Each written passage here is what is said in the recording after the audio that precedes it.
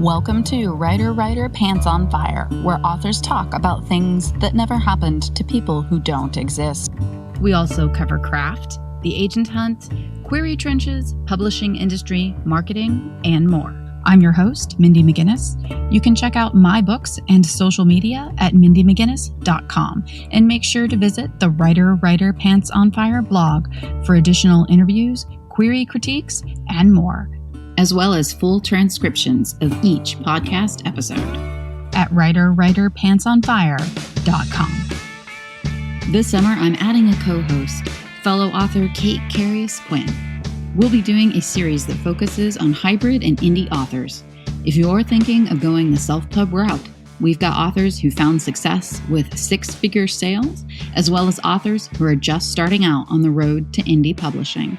Learn from them, learn with us.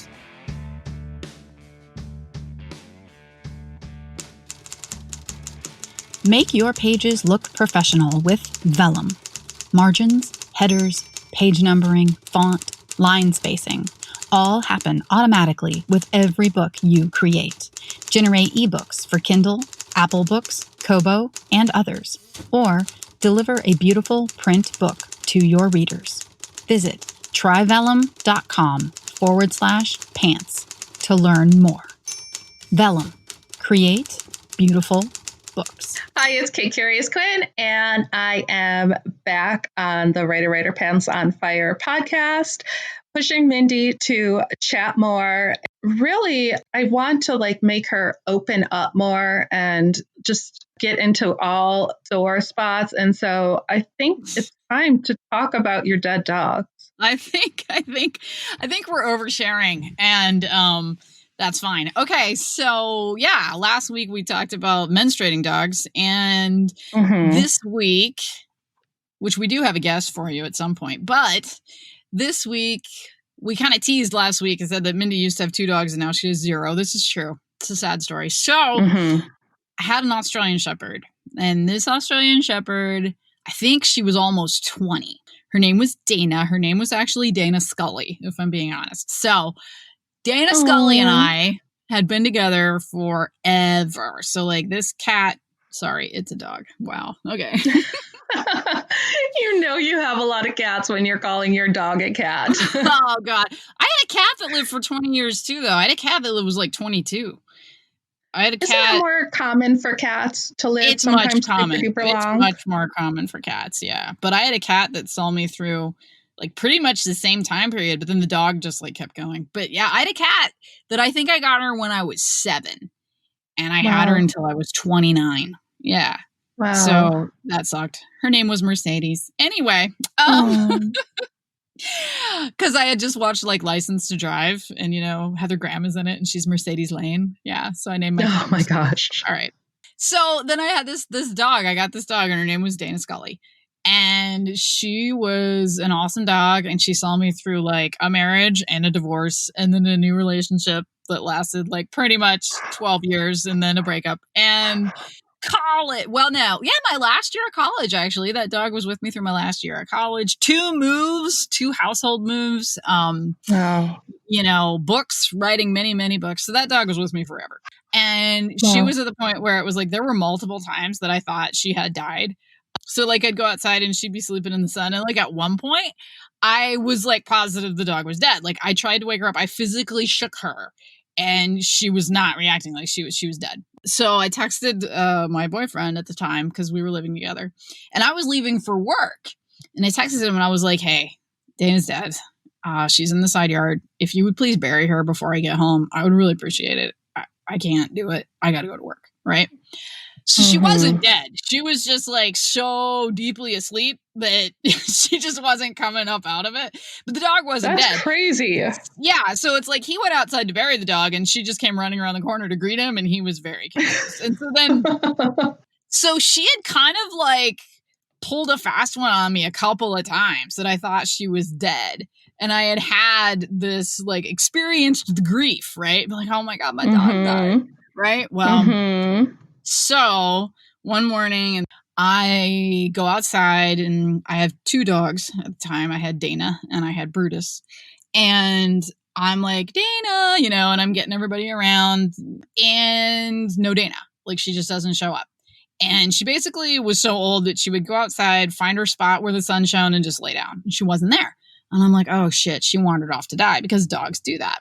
I go inside and I'm getting because I live in the middle of nowhere, totally rural, and I got on my boots to go through the field and just see if I can find her somewhere. And all of a sudden I'm like, oh shit, because I have a pond. And I was just like, oh my God, I hope she didn't try to walk down to the pond, because there's really steep banks. And I go out there and she's floating in the pond. And I was just like, oh my God, my dog drowned. And so I had to go get her. I had to, take my boots off and everything and swim out and get her and pull her back in. And so then I called my boyfriend and I was like, hey man, Dana's dead. And he was not home at this time. And I was like, Dana's dead and I need you to bury her. And he's like, well, she's actually dead this time. And I'm like, dude, I was lost. I could hardly speak. And I'm like, no, she drowned. It's like, she drowned and I had to swim out and I had to get her and I hauled her body back in and all this stuff. And he was so then he felt horrible that he questioned me on whether or not the dog was dead when I had just and he even asked me, he was like, did you try to perform CPR? And I'm like, dude, stop questioning me. My dog is dead. But yeah. So I lost Dana, and then that really sounds like a law scene from Not a Drop to Drink. That scene would fit perfectly in that book. Yeah, it would totally fit in there.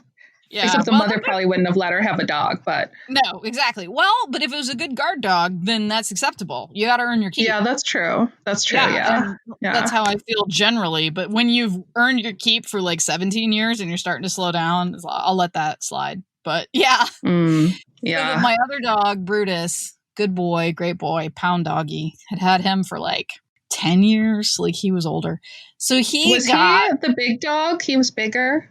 He was my German Shepherd, yeah. He was German Shepherd. And he was the secret basement pooper, right? He was a secret basement pooper. But I don't know how much of a secret it was, because he would tell on himself. He would go shit in the basement and then he would come upstairs and he would just look at me. And he had a specific look on his face that said, hey, I just shit in the basement. And I would see that look and I would just go, Brutus! And he would be like, I know, I'm sorry. But it was the cat litter is down there. And I think he just, he literally was trying to use the litter pan. He just couldn't, there was too much math. Do you think he got confused and thought he was maybe a cat or part cat? Because he was surrounded by cats? I think he just doesn't understand, parabolas, because he was trying to use the litter pan. He just, I don't know. There's more positioning when you're a dog. Mm-hmm. Oh yeah. So yeah, I don't know. Anyway, he ended up getting a brain tumor, and so I had to actually take him and put him down about 6 weeks ago, right when the quarantine started. We're recording this April 22nd, and so we're all in quarantine. So I had to put my dog down. My last dog, I had to put my dog down right before quarantine, and I had just gone through a breakup of a guy that I'd been with for 12 years. So quarantine has just been stinking awesome for me. I'm racking them out. I'm losing men and my dogs are dying and there's a pandemic. It's like a country song. Yeah, I know. You texted, or we were on Slack with Dimitri, I think, and you said it was the first week of quarantine and you were like, so I just had to take my dog to be put down. It's not going so well. And you were just like, oh no, Mindy. Yeah. See, you don't want me to chit chat. You don't want me to do this because it's these are my stories. No one is glad that you talked me into this right now, Kate. 0% of people are happy. I think they are. Everyone can relate to this because everyone has had to do this. I had to take my Cocker Spaniel, my husband's and I, our first little dog, and she was always sickly and the scared little dog. And it was so hard to do. It's the hardest thing about having to take a dog and put them down is you just don't know, you feel so bad. Is it time? Is it not time? They could keep going. Are they suffering? But you can't tell. And it's also like, it's hard to take care of a dog at the end of their life. Like with our dog, like she was like shitting herself all the time. And so it was like, you feel guilty. Like, do I just want to like stop dealing with this? Right. Like, you know, like, I mean, that wasn't it, but you like have those thoughts. Yeah, no, totally. Like, and see, with Dana, because she was so freaking old, it was like, I just didn't want her to be scared. And she had reached a point where she was so old that my vet was like, you know, she's due for her booster, but quite frankly, it's in a really expensive booster and it might not be worth it. And she gets so upset when she goes to the vet. And he'd be like, maybe we should just like give her some time and see how she's doing. And like my vet was basically like, don't worry about vaccinating this dog because it's a waste of money. And so I was just like, I just didn't want her to be scared. I didn't want that to be her last thing, is that mom puts her in a car and she's terrified. And then, you know, and then she dies. And so I didn't want her to be scared. And then, you know, she ended up drowning. And so I was just like, oh, so pissed. I know. I remember you were so upset at that. That's just so horrible to like have to go and pull your dog out of the pond. It's horrible. It's horrible. Yeah, it sucked. It really did. And it was just, yeah. And then shortly after that, just, break up and quarantine. And yeah, everyone should buy my books. There we go. Yeah, it was a hell of a year.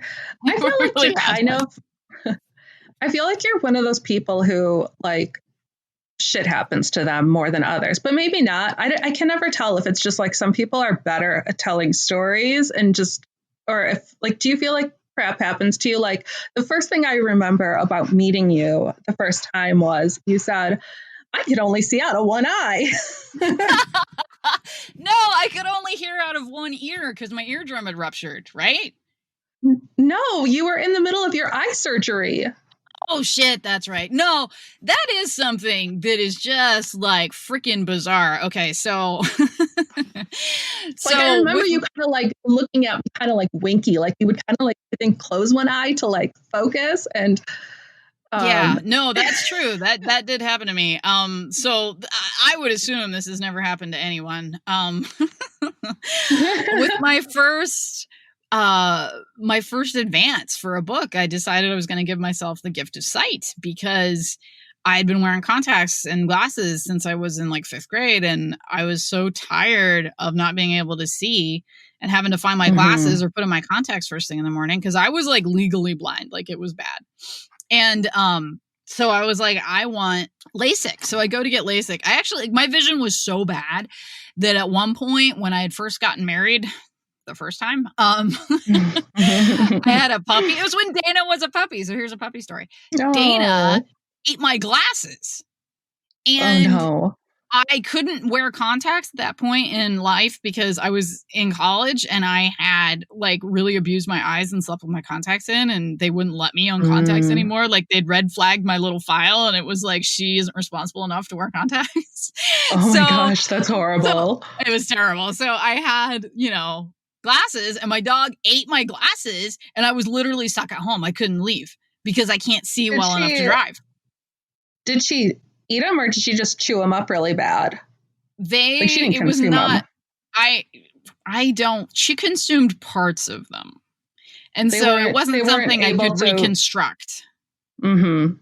Yeah. Yeah. So like, that's how bad my vision is, that I was stuck at home and I had to like call my dad and my dad had to come get me and I had to be driven somewhere to buy glasses so that I could see. It was nightmare. But yeah, mine is pretty bad too. I wouldn't drive somewhere if I didn't have my lenses or my glasses on. No, like it would be so unsafe. It'd be ridiculous. Yeah. So anyway, I decided to give myself the gift of LASIK. Turns out my corneas are too thin because when they do LASIK, they just cut a slot and they flip up your cornea and then they lase the pupil and the rods and the cones. And then they flip your cornea back down and it heals. My corneas are so thin, they were like, we can't do that. It won't heal again. We actually have to scrape your corneas all the way off. It's called surface abrasion. Is that a common thing? It's basically the backup for LASIK. Like if you don't qualify for LASIK, you can get this done. And I was like, okay, I'll do it. Right. And so it's like the same machine that they use for LASIK, but they actually just like scrape your corneas off. And that was just like fucking weird, dude. With the like, laser. No, they scrape it off like with a spatula. No. Yeah, I'm not even kidding you.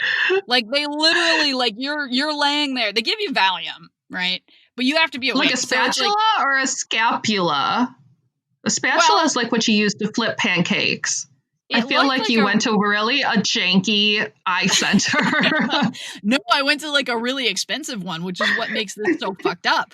Because it wasn't like a spatula like they bought at like Dollar General or something, but like that's what it looked like. It just looked like this little flat piece of plastic, right? And granted I couldn't like focus on it because it was literally going into my eye. But yeah, so they took my corneas off, both of them. And then they start lasing, using the machine. So they do one eye and then they go do the other one. The machine just like stops, just stops working. Like how your light bulb just goes out sometime, except it's, a $3 million machine. It just stopped working. And they were like, oh shit. And everyone around me is just like, oh my gosh, oh no. And it's like not a good feeling when your corneas are off. You have Valium running through your veins and you're on your back with like a Clockwork Orange thing on your face, holding your eyes wide open. And everyone around you is going, oh shit, oh shit, oh shit. And I was just like so Valium that I didn't care. And I'm like, what's going on? And they're like, basically we fucked you. They were really nice. They were like, we are so sorry, and I basically my corneas had to grow back, which takes like 3 days. And then they had to wait for like 6 months to make sure, because they had done like a small treatment on that one eye. So they had to wait for everything to recalibrate, get the new prescription, go back in, get my cornea scraped off again, and then treat that other eye. But so yeah, I was basically like blind in one eye when I went like on tour for that first. Oh God. Yeah. And then I got vertigo on that trip too, because from flying, I got vertigo. And see, that's what I thought you were talking about when my eardrum broke. Oh yeah. Cause that happens so much, but I feel like that's also a weird thing that happens to you, but that happens to you so often. But the laser eye surgery. So did the laser eye surgery, did it hurt? My friend said it felt like having a rubber band snapped against your eye. When they did the laser part, I don't remember because I was still very much just like, dude, they just scraped my corneas off. Like I was so focused on the feeling of having your cornea scraped off, because the other thing is like there's basically pressure on your eyeball. You remember like in the 70s when you would go to the movies, or the early 80s, and before they had previews, there was just like oil and water kind of like moving across the screen. Did you have that experience as a child? No, okay. If I did, I don't remember it. Okay. Well, it was like a lava lamp. Yeah, it was like a lava lamp kind of thing. Right. Okay. So that's what it looks like when they scrape your corneas off. Like that was my perception, because your eyes are open and you're looking forward, and then there's just like a thing moving across, and everything goes wonky, and you just see like lava lamp shit. It's bizarre. It's bizarre. But you can feel the pressure. I mean, I've had 3 C-sections, and obviously you have those while you're awake. So that's probably somewhat a similar sensation. Like you can feel someone like tugging on your insides, but it doesn't hurt. It's very, very uncomfortable. A C-section on my eyeball is probably a really good way to put it. Yeah. But no baby came out.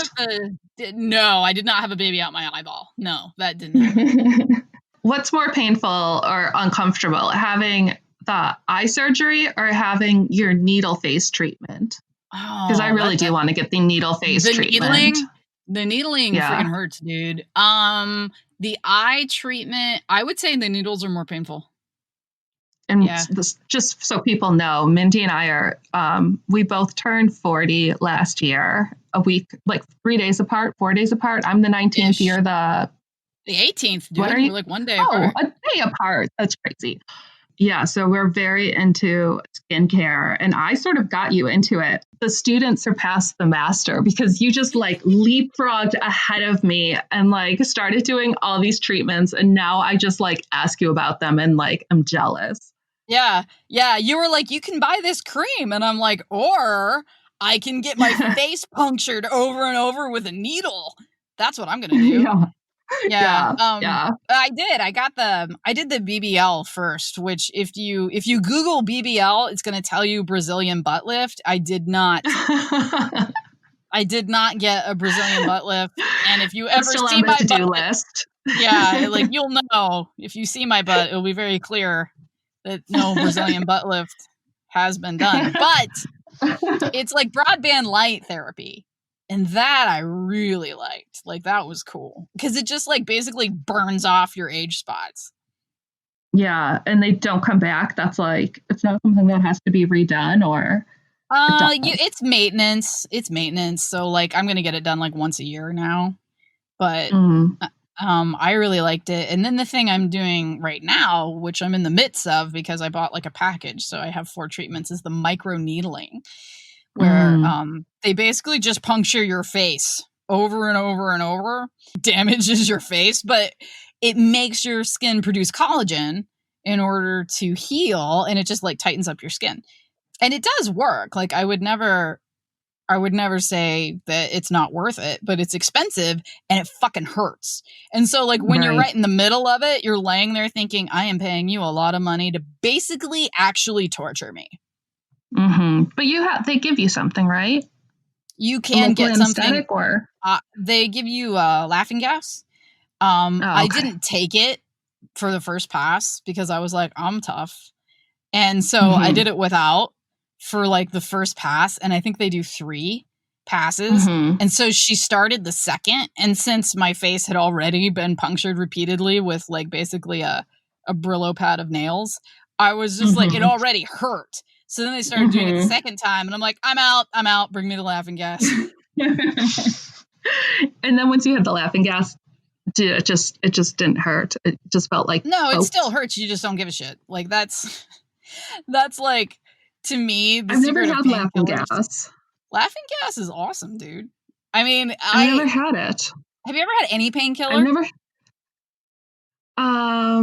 Like after my C-section, they gave me like painkillers, but I only took them for like a couple days and then I stopped and just like was with ibuprofen. But like I've never had a cavity or anything, so I've never like needed it for dental work.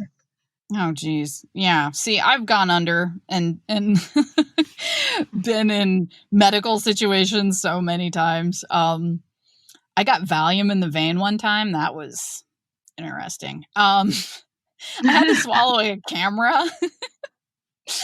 You're right. I do have a weird life. I had to swallow a camera because there was a problem with my heart. So basically they showed me this camera and it was like the size of my fist. And they're like, you're going to swallow this. It's going to go down your throat and, we're going to look at your heart. And I looked at this thing and it was the size of my fist. I'm like, I'm not swallowing that, guys. And they were like, you won't care once we start the Vellum.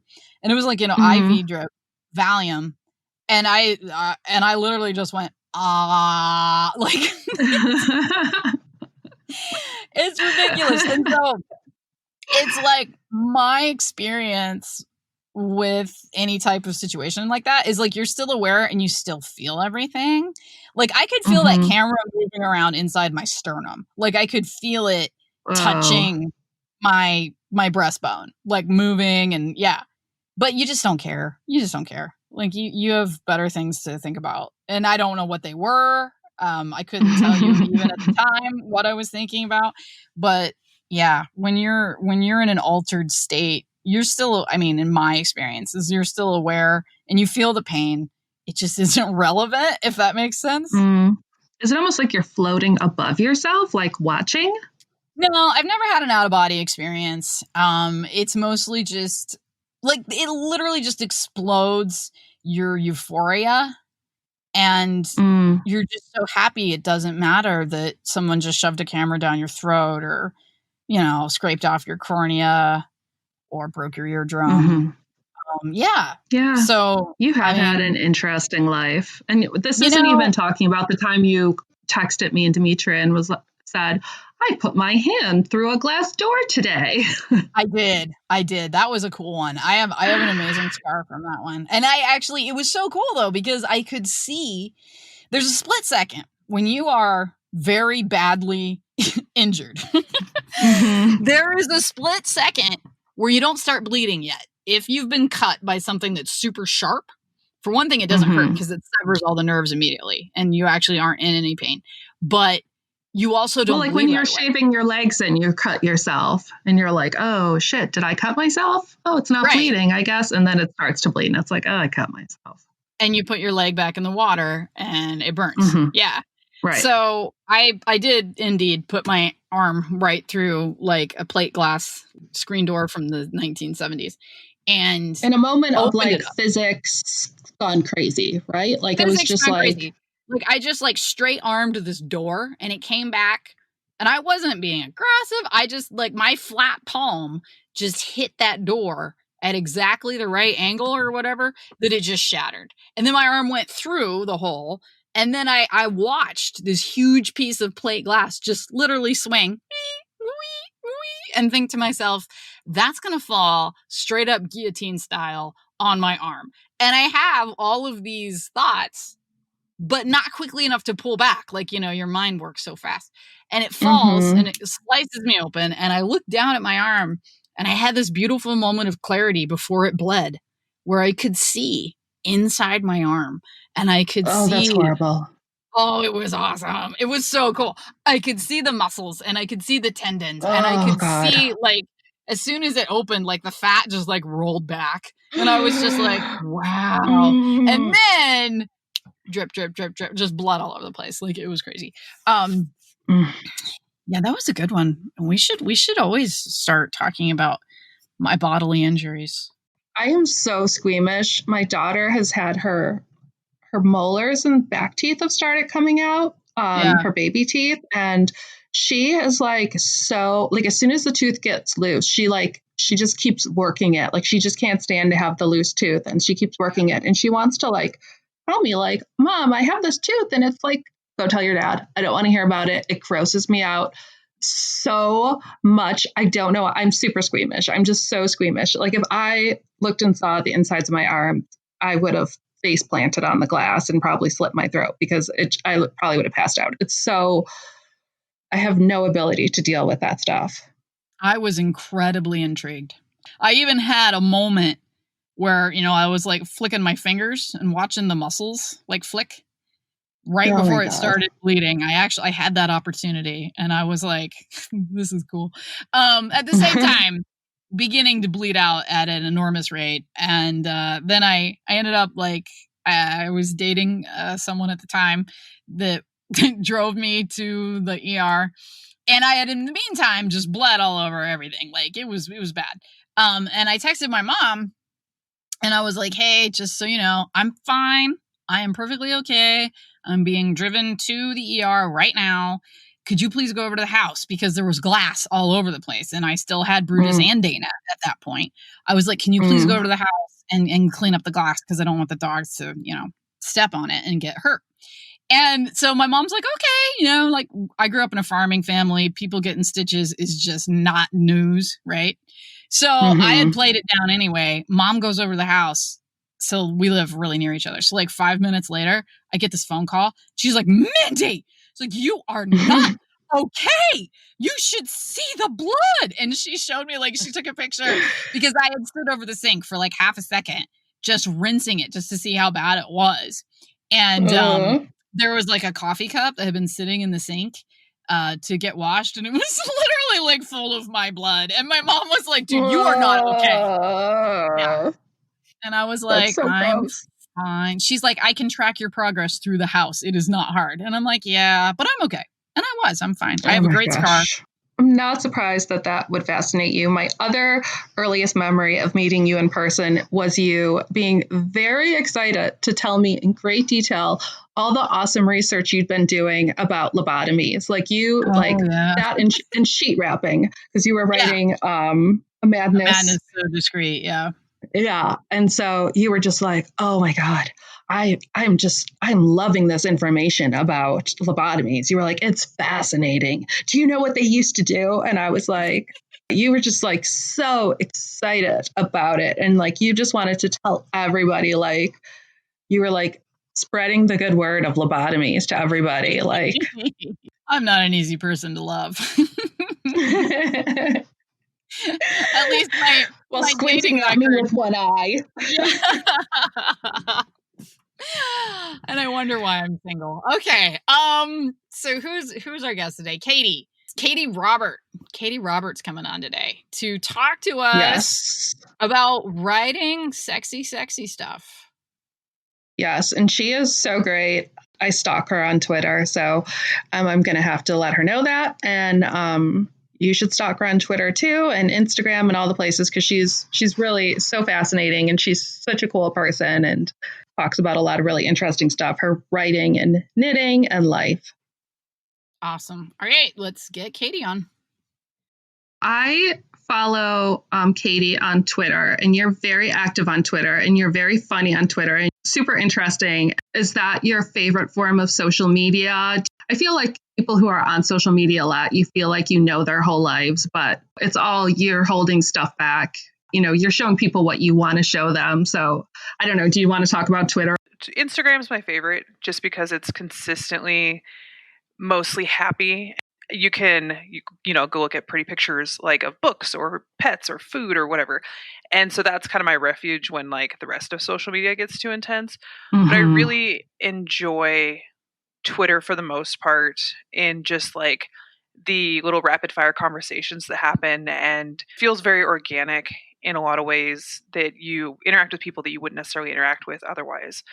But it can get brutal sometimes, and I can sometimes get a little oversensitive, so I have to like take Twitter timeouts. You've had people like come after you for like things you've said, haven't you? Like, yeah, I have a series that is fairy tale retellings, and people have strong opinions about it, and whether it's, I don't know, they just have it creates very strong feelings, and and occasionally I get some like pushback about that on Twitter, and specifically Twitter. And occasionally just other stuff. Like, it's just people, especially like right now, are very their best selves and their worst selves. And so you get a little bit of both, especially on Twitter. Because it's so easy to fire off a tweet and like, react to something emotionally. And I've done it too. So I'm definitely not throwing stones. Usually I have the Freedom app on my like computer. And so I lock myself out of Twitter at 5 p.m. every night, just for my mental health, so I don't just scroll endlessly. But yeah, no, I really enjoy Twitter. Facebook's fine. I just have corners of Facebook that I spend time in that's like are my safe spaces.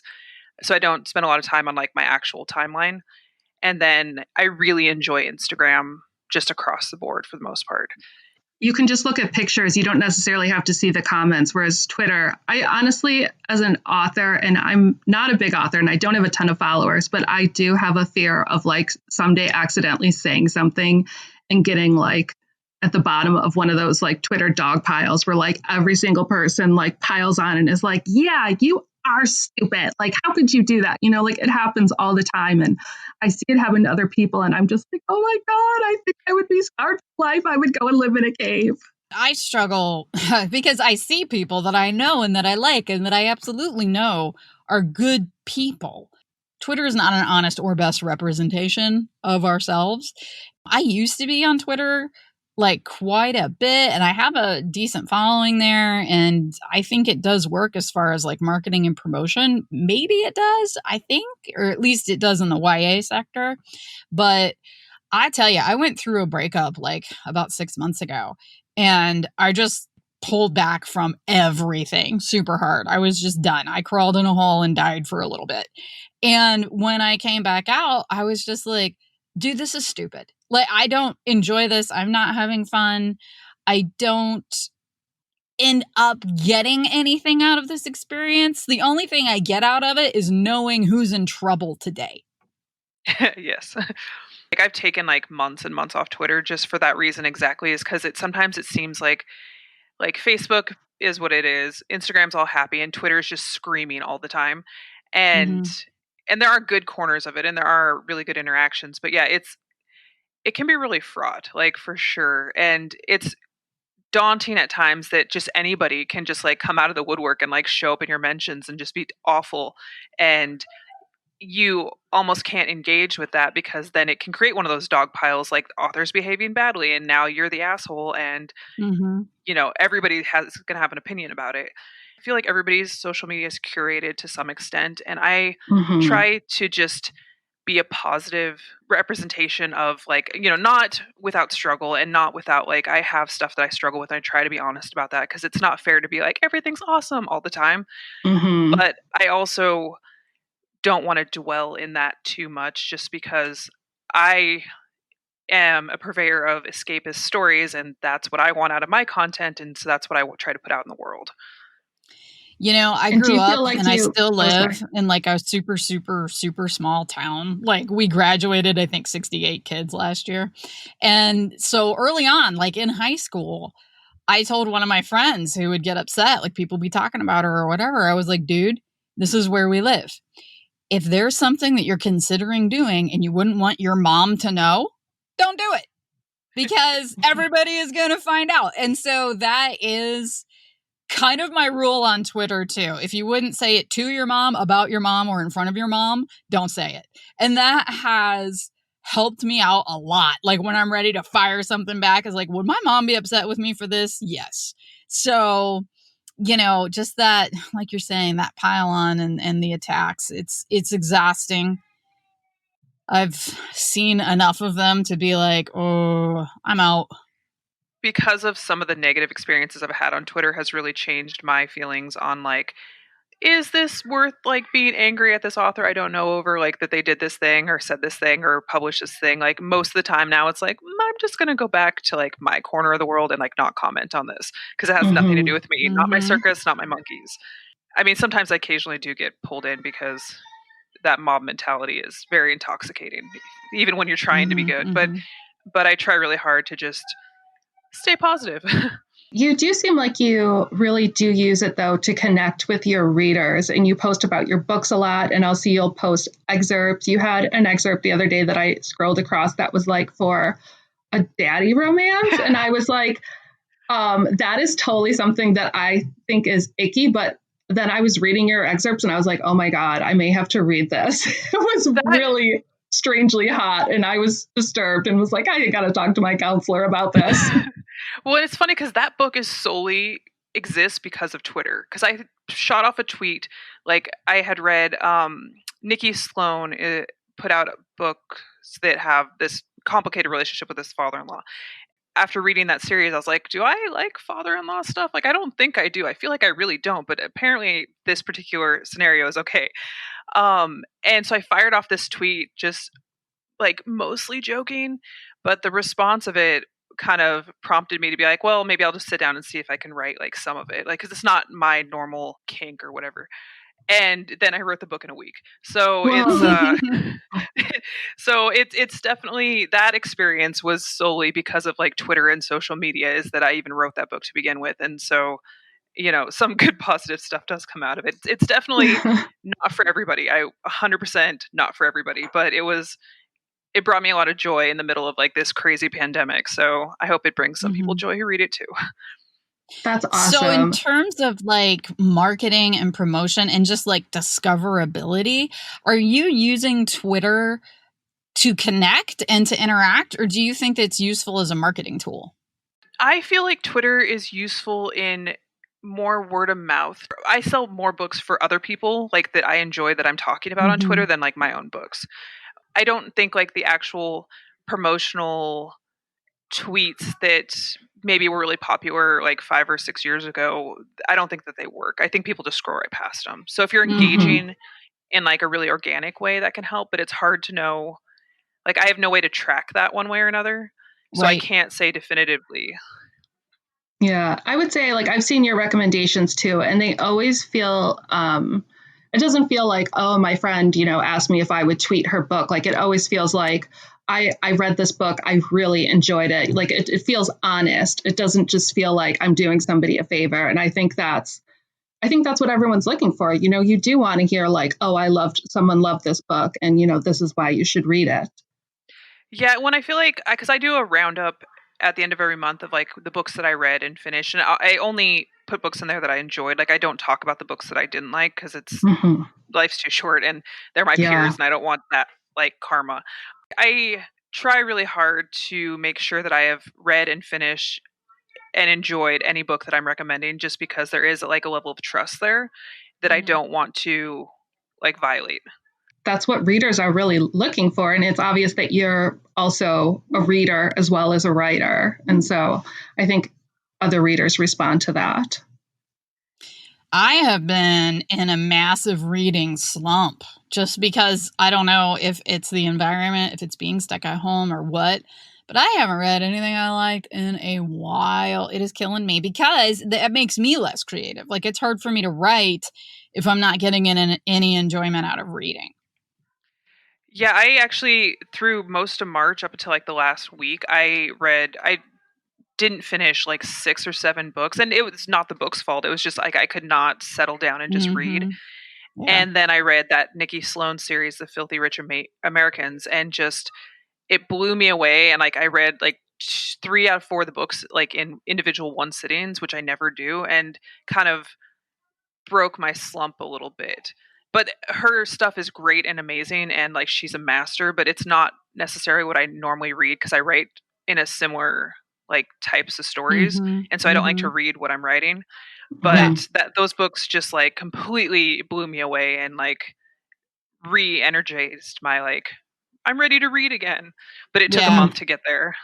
I love books that you love as a reader, but that also inspire your own writing. For me, a couple years ago, The Hating Game, that book, just like, I loved it so much. I do not reread a lot, or if I reread, I wait like several years because I have a terrible memory. And so I forget most details pretty quickly.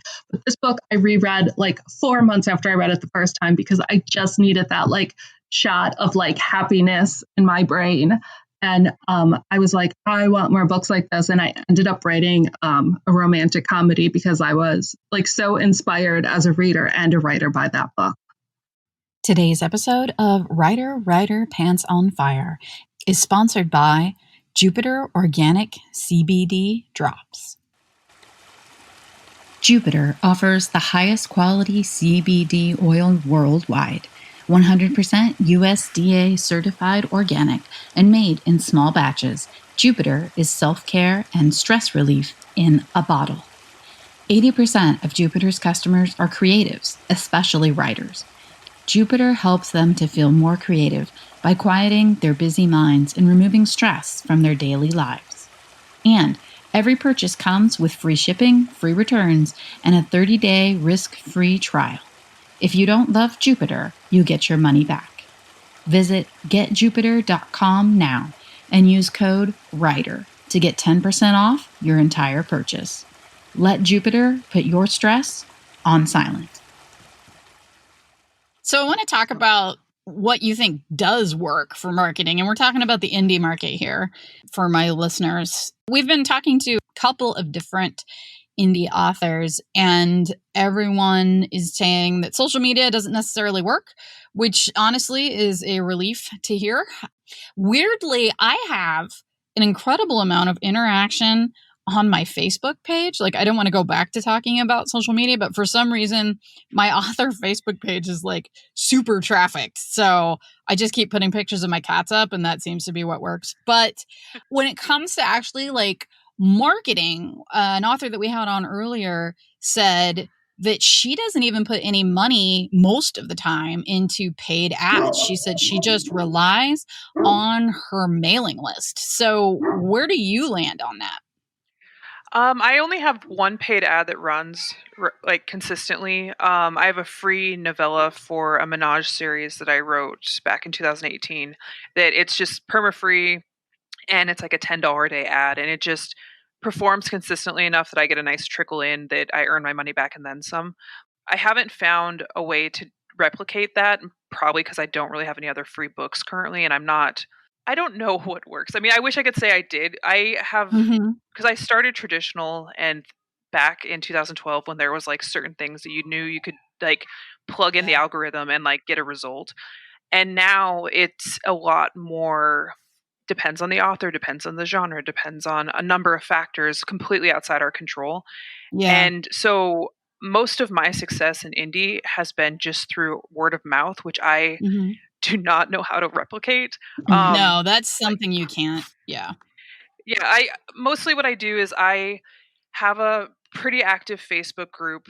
I overshare. I share teasers. I talk a lot about my process. I'm just like out there in the world with that. And now I do that as well on my Patreon under the free, like for people who just pop over there. And that, like the teasers and just talking about it in I guess, an organic way, like I don't know how else to describe it, has drummed up a lot of response there. It's not something that I can, like, I am trying to ensure that like the books that I write are within that same umbrella of the books that are doing well now, so that there's like some natural crossover. But actual marketing, like I just sort of wing it constantly. Like I just talk about it a lot and just like make my own teasers because I enjoy that. And the teasers seem to like get some response, but like I have a mailing list, but it's not particularly like, it's like 30 or 35. No, words are cool. 3,000, 3,500 subscribers. So it's hard. Like, words are cool. Yeah. So it's not particularly like an insane number of subscribers, but my open rate's pretty decent. So I've been trying hard for the last year to build up like the direct to reader, like to build up my newsletter and offer exclusive content to them. And through my Patreon and my reader group and Facebook, to just give them content that they actually are like, can get excited about, that isn't necessarily just like a lot of the stuff of like trying to create reader engagement has never worked for me. And I know it works for certain authors, but it's just for whatever reason my readers don't respond well to that. So they like the excerpts, they like the really dirty ones. So that's what I run with. So with your Loss Leader, the free novella, does that then lead into a series and that's how you hook your readers? That novella, it's a novella and then 2 full-length novels are all the same royal romance with a prince's bodyguard and like this American bartender they hook up with. And so the novella is like the one night stand they have together. And then the full-length book picks up several months later when they connect again. It is a little cliffhangery, which does kind of create some anger in some people that just want the whole thing free. But for the most part, the trickle down of people who download that and then purchase the next one is about the same percentage as with my paid works. It just is much higher numbers. So when I finish my series I'm working on now, I think I'm going to do the same thing just with the full-length novel, because there will be 6 books in that series. So the buy through will be pretty good if people do it. But I'm waiting until I have the series complete before I do that. Do you get a pretty good read-through rate then? Yeah, I think about between like 25 and 30% of people who read the novella from my numbers go on and buy the second one. And then from there, like 80% buy the third one of those. So it's a pretty solid read through. And the series is 2 years old and it still like sells pretty legit, like from my opinion. There's like 30 to 40 downloads a day on the free novella. So yeah, which is pretty good. I wanted to ask you, in terms of, you said you're working on different things and trying to improve different things. I've also seen on Twitter, I guess I stalk you on Twitter. I don't know. I think you're one of those names when I'm like scrolling through my Twitter feed, you always have something interesting to say or something interesting going on. Like a couple years ago, I remember you got a Peloton and I was interested in that, and you got a Great Dane, and I have a half Dane, half St. Bernard. So I was, oh, Great Dane. So anyway, and you have a little child, and I have a toddler and I have older kids too. So I don't know. I feel like, I don't know, a weird secret connection, even though I'm like super shy on Twitter. So I never say anything. I just like stalk silently. So, anyway, you said you have business spreadsheets. Am I right? That you're kind of like trying to be more organized and stuff. And I would love to know about that, because I'm terrible at organization. I hate numbers. I hate spreadsheets. I try and start spreadsheets and they turn into like just blobs of random bits of information. It's just, I'm very bad at it. And it's such a chore to, when I start them, to keep them up and to keep entering the data, that they usually just like fall into disuse. Yeah, and that's very true. I can say from experience that Kate's outlines are also a huge fucking mess. So in 2018, I like when the bottom of the market dropped out in traditional in a big way, I kind of had to be like, okay, I'm going to go indie and go hard, or I'm going to have to figure out how to get a day job when I'm not qualified for anything. In an effort to try to figure out what works and to have some actual data to work with, I created these spreadsheets, which in the last 2 years I've curated a lot better. So I have a weekly sales and income for each book that I track. And so like on Monday I get up and put in the numbers and the estimated income. And then at the end of the month I have a actual like profit and loss type report where because I have money coming in from several publishers, from a couple different like freelance things, and from, the 6 different places with indie income. So it's like money all over the place that's not on a normal schedule, and it's never paid at the same time. And so it's helpful for me to have like a quarterly view of like, here's where the money is, here's where it's coming in, here's what I'm paying out. I'm not always great about being in the green, but it just gives me a nice macro view of it. And so like when I run an ad, I can kind of have that data. I have a series that underperforms for various reasons. And so I made the first book in it free just to see if that would make any difference without me actually doing any ads or anything with it. And even I think I'm 3 weeks in, I can see now that the numbers for this month are already better than last month, even with the free book. So it's helpful to have that kind of information so I can make decisions going forward. That seems like every Monday, that seems like one part of me is like, oh my God, that would be horrible. That sounds so tedious. And then the other part of me is like, yes, but it's your fucking job. Like, that's how we should be thinking. Like, I kind of like give myself a mental slap. Like, yes, dummy, if this is going to be your job, like that's what you should do. Last year I took Becca Syme has these awesome courses, Write Better Faster and Strengths for Writers. And so I took both of those last year, and I found out that I'm a number 2 strategic with like number 4, 5 input. So the spreadsheets really work for me.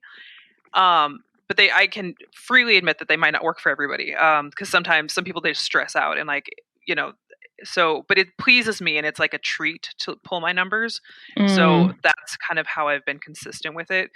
Tracking my expenses, less consistent because it stresses me out. Mindy, you had Becca on the podcast. I did. I had Becca on the podcast, and she talked about matching your personality strengths to your writing and business strengths and how those are helpful. And it was really cool. Like, I learned a lot from her, and like much like you, I walked away going, wow, I'm not doing this right. It's really having that information has really helped me kind of lean into the stuff that works and stop beating my head against the stuff that doesn't. Like I don't plot anymore at all because it just never worked out for me, and it was always a study in frustration. And so, but learning that why that was really helpful. So now I'm like, well, I don't feel guilt about not doing it anymore because it's just wasting my time. That's awesome. I really wanted to take that quiz after I listened to Mindy's podcast or like the whatever the test it is. It's not a quiz, but and then I sort of forgot about it and backburnered it. But I don't know. I really feel like I need that. In our little group, the work that we do, I'm the numbers person, which saying that of the 3 of us, I'm the one that has the strength in numbers is not a compliment or any type of like testament to my math skills. It's just that, we're a trio of idiots. Right. Well, in the kingdom of the blind, the one-eyed man is king. I'm the one-eyed man. So I'm doing that. I do the numbers, but it's like I do every 15 days, do a balance sheet and do our expenses and what we've made. We're making money, which was the goal anyway. It's just in order to actually crunch the numbers and see what works, we would have to probably hire someone because we really are just kind of floundering in the shallow end of the pool, like where, the kids all peed. Yeah, I mean, I have friends who have been in indie that make like absurd money that don't track this. So it's definitely everybody kind of figures out what works best for them. Yeah. Can you talk a little bit about being a hybrid author? Do you consider yourself a hybrid, or do you feel like you have left the traditional part of your career behind and you're now indie and that's where you're happy and where you are, most successful and making money? Yes, I am hybrid. I actually just recently sold a trilogy to Sourcebooks, so I am officially hybrid again. But it's definitely been really strange to go back to working with a publisher after having full creative control. Um, Mm-hmm. because part of the things that I have loved so much about being indie is that no one tells me no. Like, no one tells me that I'm going too far. And like, I write really bonkers books, like, admittedly. And in traditional, there was a lot of like, "Ooh, is this too far?" Like, and with some editors more than others. Like, I've had some really Mm-hmm. amazing editors that helped me shine my vision to perfection instead of like trimming it. But just being able to just do it for myself and like go full out has really been successful. And like a lot of my readers are, I'm gaining new readers as a result of that. And so it's been very strange going back to traditional. It's also given me a lot of perspective of like what my time's worth, because now I have actual like numbers and money amounts, and I can see like, well, that's not a good deal. Before going indie, a lot of it like that's such a power imbalance in traditional. Like, when, especially when you're a new author, it's like, oh, like, I am so thankful that they gave me this deal. Like, that's so amazing. Mm-hmm. They're the power holder. And once I realized, like, I can do this on my own, I don't necessarily need them. And so it's given me a lot of freedom to be like, okay, yes, I'll take this deal, but like, we're going to talk it out and I'm going to have to feel really good about it in order for me to say yes, because I can make X amount of money on my own. Or I Mm-hmm. won't take this deal because you're not offering me enough and I can go do this myself and with less Mm-hmm. stress and be paid, in 60 days instead of in like 18 months. But I think traditional does have an attraction as far as like, I really like having eggs in multiple baskets. And I'm very excited about this new series I'm writing with them. It's like a Greek mythology retelling in contemporary setting. And I think it's going to be trade. I don't quote me on that. It's giving me a chance to get my books in the hands of readers who might not find me if I'm mostly ebook. But it's also 3 books, so I feel okay giving 3 books to just see what happens. But I plan to be primarily indie, and like, my publisher is very, very supportive of that, which I appreciate. My goal is to be like 75-80% indie and like 20% traditional. We'll And see do how that you goes. think, I'm curious about crossover, because my experience has been that indie readers are indie readers and trad readers are trad readers. And since you've got a foot in both worlds, do you see people picking up both parts of your author series? Like, do you see people buying your trad books are the same people that are buying your indie books, or is that data you just don't have? At least a subset of the readership does transfer over. I mean, my numbers on my indie books are not necessarily like my very successful series with Grand Central that started in 2015. Like, the numbers with my indie are not necessarily higher than that, Mm-hmm. but I do have a lot of readers that started there and jumped with me because my indie books are kind of similar. But with this new series, I've actually intentionally seeded in this world that, so the indie readers potentially will grab those new books because they have been introduced to the world already. Mm. Um, but we'll see. I mean, I don't know what the price point's going to be, and that is something that matters to a lot of people, and understandably so. So if it Mm-hmm. does end up being traditional and like a 10.99 book, I think that will be a barrier for some readers. Yeah, and it's so hard when traditional also wants to price the Kindle book so high, and Yeah, people just do not want to pay that. And I know it's a deliberate strategy they're doing because they want people to read on paper still, but it's like there's a certain extent where you can force the market, but there's some people who just want to read on their Kindle. They do not want to mess with paper. oh yeah, agreed. And especially if you're looking at a new author, like 10.99 for a book that's a lot of money. Oh, it's I crazy. and I am not particularly conscious of price point as a buyer, but like, even 10.99 gives me pause that I'm like, maybe I'll check out my library and just see if I like this Yeah. author before I invest. Mm-hmm. I don't know. It'll be interesting to see if there is crossover now that I have indie numbers to compare with the new series, because I've intentionally seeded it in. But I've also found that like some readers just like the series they like and they don't want any other series from you, even if it's like almost the same thing. You mentioned earlier that you do have one paid ad that you keep going and that it works for you, and that's for your Lost Leader, your novella, the free novella that leads into the 6-book series. Where are you putting that ad? Is that on Amazon? Is that on Facebook? Where is that placed? It's only on Facebook, mostly because I have yet to figure out Amazon ads. I keep trying, and it takes more time and energy than I can like devote at this point in time. But the Facebook ad, I listened to Sky Warren had a couple classes with RWA a few years ago. So I followed that instructions and helped set up like a couple different types of ads with this and narrowed it down to the one that on Facebook that does well, and it's consistently like 10 cents per click. It just runs, and occasionally it will like kind of go up, and then I'll just shift things around. And but for the most part, I just like set it and like check it once a week just to make sure nothing crazy's happened. And yeah, it just kind of does its own thing and has worked out really well. Facebook is a little more set it and forget it, but I babysit the Amazon ads constantly. They are definitely a little more sensitive, and it's hard to get them to spend sometimes. Yeah, and sometimes like I had one that I was like, I'll just run this and just see what happens and kind of like test it out. And it spent money like my teenager with my credit card. Like and I was not necessarily seeing the sales corresponding to like make it worth my while. And so I tried about a month of that just to see if I could like finesse it. And it's apparently just not my skill set. So Amazon and I don't get along all that well with advertising. I understand Facebook just because it's a little more user friendly, and I feel like the information just makes more sense to me.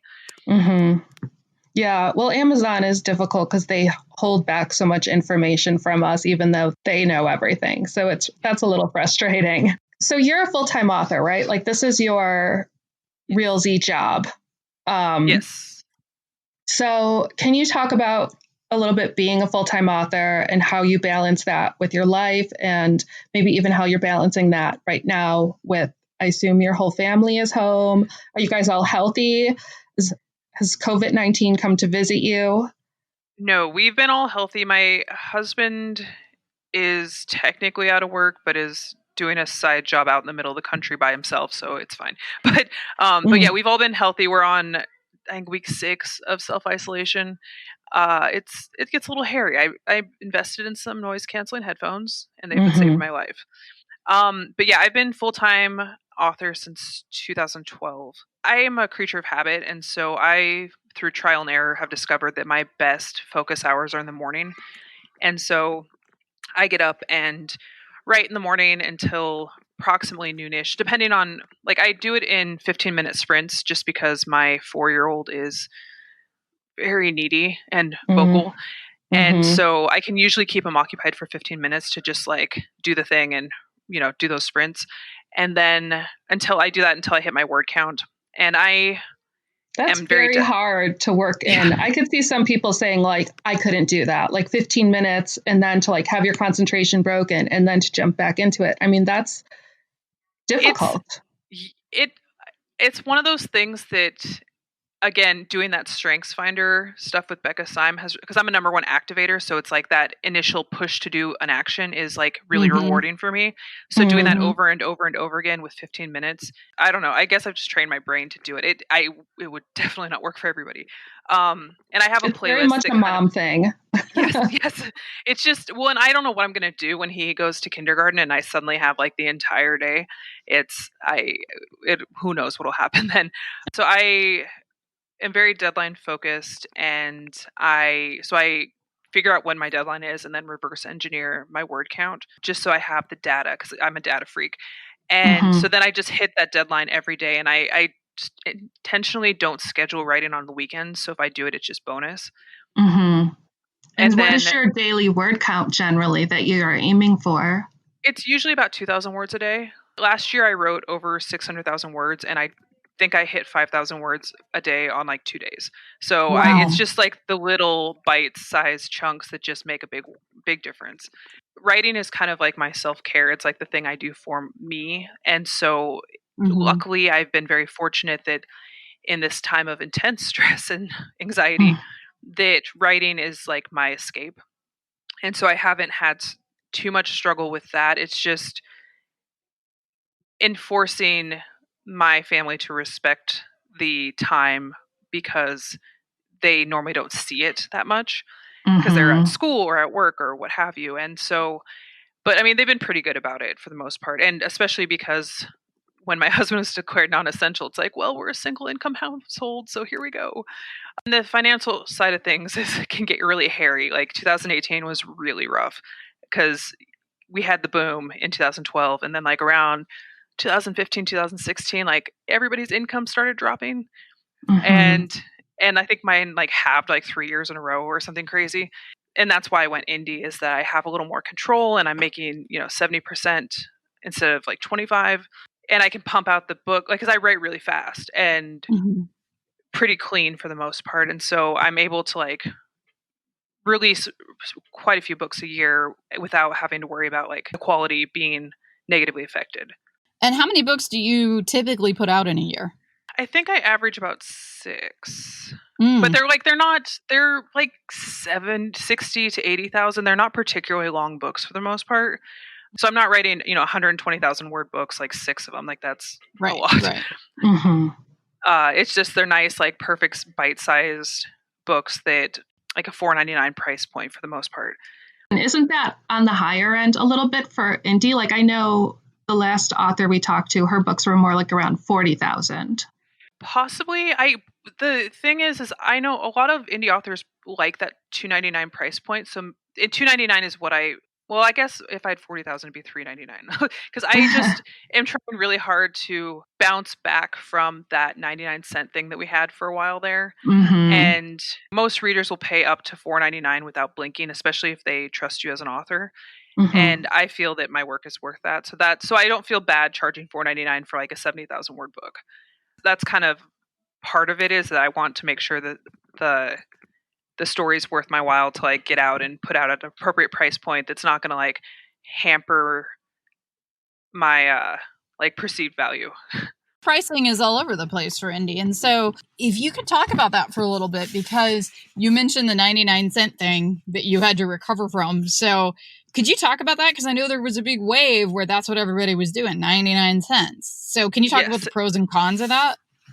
But can you also talk about the value, just to make this question even more difficult, can you talk about like the value of an author's work? Because I think, a lot of people talk about that, like, we can't undervalue ourselves. And recently in traditional, when the quarantining first started, I don't know if you saw this on Twitter, there was a website, I can't remember what it's called, and I don't want to give them press anyway. But anyways, they made a bunch of books free that they used to make it sort of like a lending library, that they like scanned books that they would then lend out. But they opened it up and made all these books available, as many lends as they want. And NPR covered it, and a bunch of other outlets like, yay, look at this great thing the site is doing. And authors were like, they're not doing a great thing. They're giving our books away for free. They did not pay anything for them. Like, this is terrible. Why are you pushing that? And then the authors were getting pushback from people on Twitter saying like, oh, you're selfish.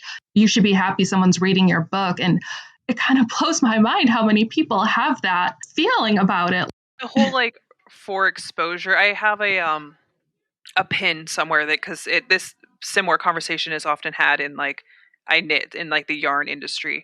And there was a pin a while back that says like, if I wanted exposure, I'd get my tits out. And, the 99-cent trend happened when I was still with a small press, and they very much jumped on it, which sucks. It definitely, like, I understand how attractive it is, and I think that it's really valuable as like a sale price point, like a special, like for a limited time. Like I have a book on sale right now for 99 cents. But you automatically with Amazon bump down to 35% like royalty rate if you're under $2.99. When I went indie, kind of looked around and was like, well, my traditional books are $5.99 ebooks.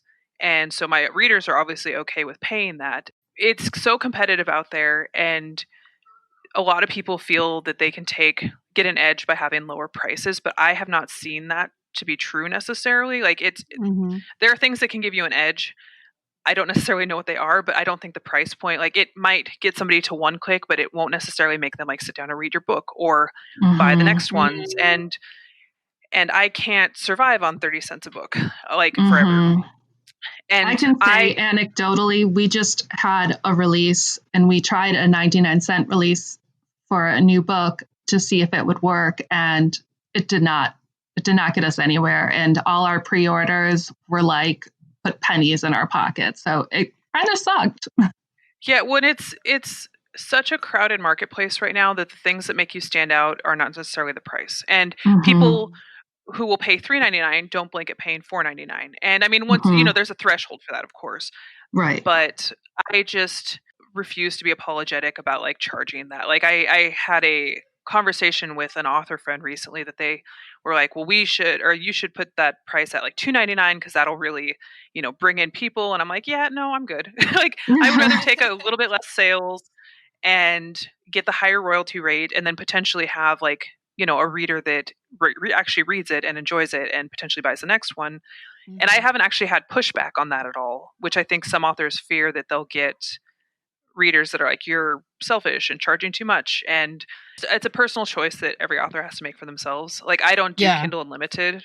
I've always had weirdly high sales on the other retailers, even traditionally. And so I just have put a lot of effort into building up those platforms because I don't trust Amazon completely at all.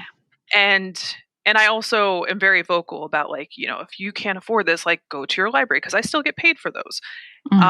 Whereas that free lending thing was, we don't get paid for that. Like go to your library, check out Overdrive. Like, and I know not everybody has that option, but it's just, especially right now, we are spending so much time home alone, stuck here, like, and what we're consuming is art. Like it's whether it's books or TV or it's all art. And it astounds me that people are so unrepentantly like, no, I'm just going to take it. I don't feel like paying for that. Like, right. And the argument that I hear the most that is usually thrown out for pro pirating is that people will download it, and because it was free, because they never paid for it, they might do a one click and download it and never read it simply because it's been devalued, which we talked about earlier too with a 99-cent click. It's been devalued simply by being free or extremely cheap. That's something that, I find myself doing as a consumer. If I buy a book for 99 cents, it's probably going to sit on my pile because I wasn't that excited about it in the first place. It just happened to be 99 cents, so I bought it. Now, in terms of whether that makes it okay to pirate, no, it does not. I need those pennies in my pocket. This is what I do for a living. So I think the argument is interesting, though, if you translate it over into price points, because I do think it's possible to devalue your work by pricing too low. Well, yeah, because if people get used to paying 99 cents and that's all they pay for you, and you suddenly put out a book at $4.99, there might be pushback because you've established that you are worth a certain price point, or your work is worth a certain price point, and it's hard to come back from that. And I think a lot of indie authors and even publishers that, jumped on that train, eventually people get used to it and stop complaining. But there is a level of expectation that you set up. I got bills to pay. I do this for a living. My kids eat a lot. I want to be paid for my work. And I have also found that, like you said, with the free books or the 99-cent books, and sometimes when you do these promotions, people download it and then just never look at it again. And I do that with full price books, so I can only imagine that with the free ones, it's that much more true. Can a girl who sees the world through prose-colored glasses learn to live her life off the page? Find out in By the Book, the debut YA novel by Amanda Sellet. Rom-com meets masterpiece theater in this tale of old books, new friends, first love, and second chances. School Library Journal says By the Book is witty and compelling. Booklist calls it a smart, engaging romance, impossible to read without laughing out loud. Buy the Book is available now, wherever books are sold. Can we talk about sex? Sure. And writing sex? Are your children ever allowed to look over your shoulder as you're writing? Especially, I mean, obviously the 4-year-old, it doesn't matter. The older kids, do they know what you do? How do you handle all of that? Yeah, they know. We're really a really open family with like everything, communication and information and whatnot. And so they very much know what I write and that it's particularly saucy. And I don't curtail what my kids read, with the caveat being that they cannot read my books until they're over 18, just because I don't want to pay for that therapy. But if they want to read like saucy books of other authors, like, go for it. If that's like, because I started romance at like 12 or 13. Same. And they were scorchers, like really intense. So I read my grandmother's. She would give me her romance novels, her Janet Dailies and stuff like that. I had the similar experience where my grandma would read it and then my mom would read it and then they'd give it to me. And I was, 12 or 13 and I was learning some things. And then I would be reading something and, feeling a little bit saucy myself and be like, oh, this is really turning me on. And then I'm like, dude, my grandma read this book. My grandma held this physical object and her eyes moved over these same words. And maybe my grandma got a little turned on too. And now I'm ruined. Now I'm broken.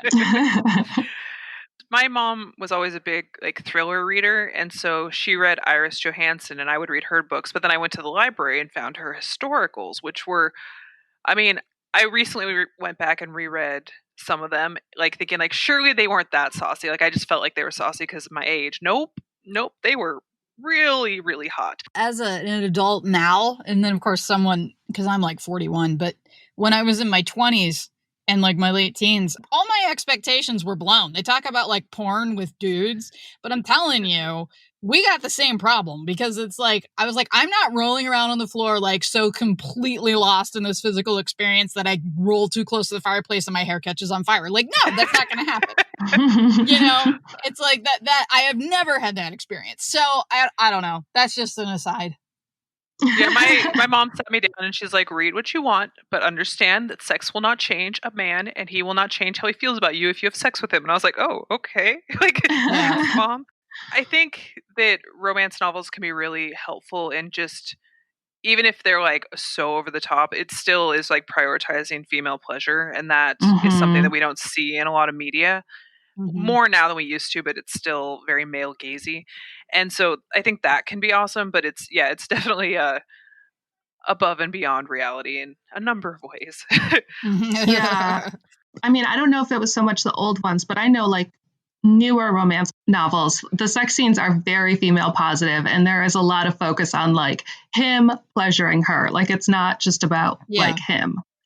Yeah, well, my middle child is just turned 13 and I don't know how we got in this conversation. It was one of those ones where you just kind of black out as a parent and try to keep it cool and and then afterwards you're what? But we were talking about it somehow came about talking about orgasms and the clitoris, and he was just what? They don't talk about this in sex ed. I don't understand. Where is it? What's happening? And I'm oh God. There are certain romance novels, and I actually went through my list and made a short list, which I will give to him if he ever asks me, but that are very good on demonstrating purpose of foreplay, and they use language that isn't particularly flowery, so it's they would be a really helpful how-to manual on here is some things that you should probably know before you get intimate with another person. I think you should post that online as a parent's how-to, romance novels to give your children who are wanting how to. Yeah, because I was just adult males. You can just put it up there for adult males that have no idea what the clitoris is. That's good too. That's just a public service. You should do that. This information is going to put you ahead of 90% of dudes, heterosexual dudes your age until you're 25. Yeah, and even then. I had a friend whose husband was confused when she was pregnant about how the baby would come through her pee hole. Oh no. Wow. And she was like, no, sweetheart, they're different places. Oh, you sweet angel. That's how, I just feel so many men are ew, like women's body, like, like they just think it's like mysterious or gross or weird and they don't want to know about it. I know, it's like this is information that could be very useful to you, and the more you know about it, the more like of an asset you are as a male human being. And honestly, this is just going to give you an edge when you start dating someday. Learn these things. Learn these things. Yeah. But yeah, so Agreed. we're very open in this family about like that stuff, no matter how like occasionally like sketched out I get and just like I don't really want to have this conversation, but you know what? You asked me, so we're gonna go. Yeah. So they know I write really saucy, and they know that not allowed to read my books until much later on. Yeah, I write And what YA, about their and my friends? traditional books are under YA, and so I have occasionally run into, because I worked at the school for a really long time. Luckily, I left shortly after probably my raciest stuff came out, or I wouldn't. It's not even racy, but it's YA, right? So they have sex, and that's a problem. But it is funny because every now and then it's like adults will be talking to me and they're like, that book was like kind of hot. And I'm like, yeah, I know. Yeah, I have to make sure I delete my signature on my email before I email the school officials. Because one time I forgot and they were like, you're a romance author? I was like, please don't Google me. Like, just don't. Like, let's just save ourselves both the headache. I write very saucy. I'm sorry. Not sorry, but like, let's just save ourselves that talk. Or people are weird about it. Yeah. And people are so fascinated too by authors, They're like, oh, you're an author. Tell me about that, And it's just, as if they find out you're an author of books that are, sexy, then I feel like it would be a whole nother conversation. And school, other parent relations are already so sometimes awkward and weird. Yeah, you feel like you're being judged and it's just weird. And Well, I constantly forget that sometimes people in real life follow me on like Instagram. Mm-hmm. And so like one of my sons, his friend's mother was like, I never know what I'm going to get from you, if it's going to be like knitting or like straight up explicit sex scenes. And I'm like, I'm sorry. And she's like, no, keep it up. And I was like, okay, cool. But all my neighbors now follow me on Instagram, and it's a little like a head trip sometimes because I have these Barbies that I occasionally not act out, but like position sex scenes like for menages, because you want to make sure everything does what it's supposed to do. Mm-hmm. And they just get the biggest like kick out of it. And I'm very grateful and feel very fortunate, because if it could have very much gone a different way if they were less cool people. It's hard sometimes to reconcile like real life Katee, who, doesn't shower till 3 p.m. and like author Katee online, who's like sometimes clever and occasionally funny. I think too with romance, and I'm gonna talk about porn again, and erotica. You said it earlier; it's a fantasy world, and like we all know that and accept that. So when those lines cross with the real world, where Katee, who is the mom at PTA making the brownies, and Katee, who is writing a MMF, overnight or slumber party.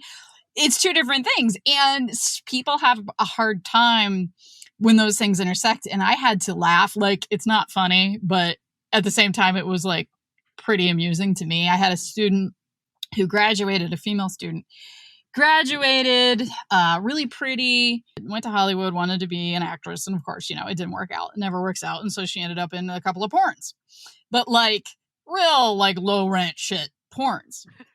And her younger brother was still a student.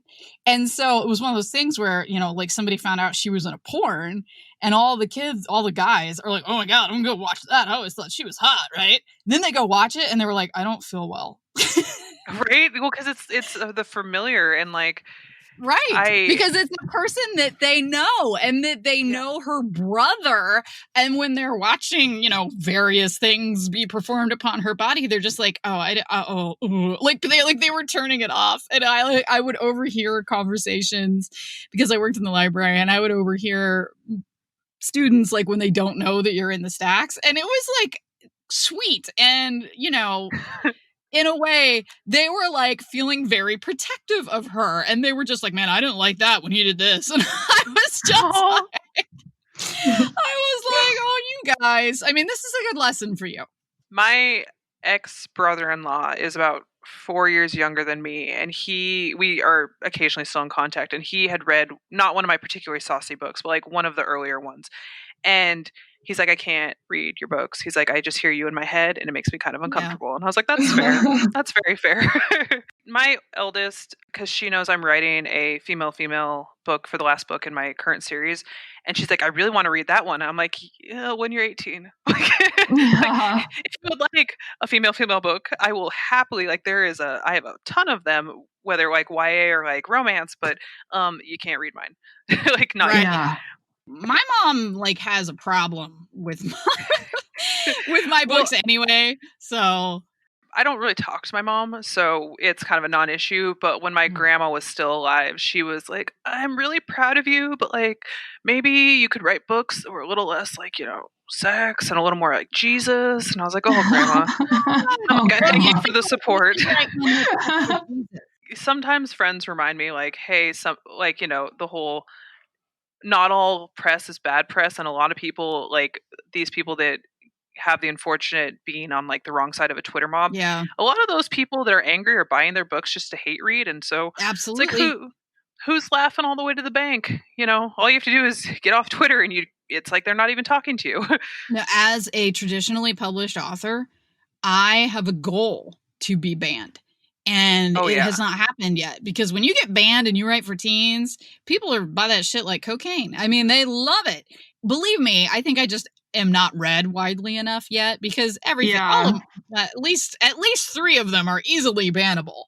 So I think I'm going to have to write. Female in the species should definitely get some banning. I mean, the girl definitely sets a dude on fire or something. Yeah, I know. But instead I keep getting like school library journal, stars, and like somebody actually like legit gave me a medal. Oklahoma gave me a medal.